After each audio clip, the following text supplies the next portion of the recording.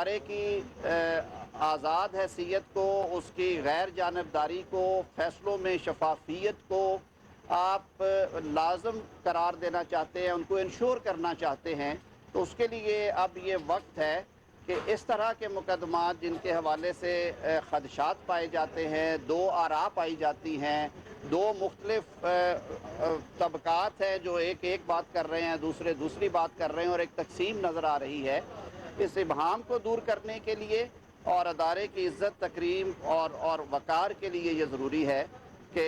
ان دو جج صاحبان جنہوں نے رضاکارانہ طور پہ اس معاملے سے علیحدگی اختیار کی، جسٹس ریاض الحسن صاحب اور جسٹس مظاہر علی اکبر نقوی صاحب،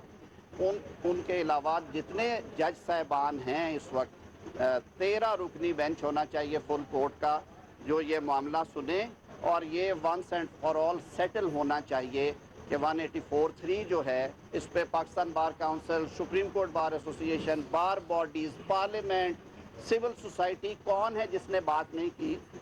کہ 184(3) کے اختیارات جو ہیں وہ ایک طریقہ کار کے تحت آنے چاہیے اور اس میں ونس اینڈ فار آل یہ میٹر سیٹل ہونا چاہیے۔ بہت شکریہ طاہر صاحب، اگر سر ہوگی بات۔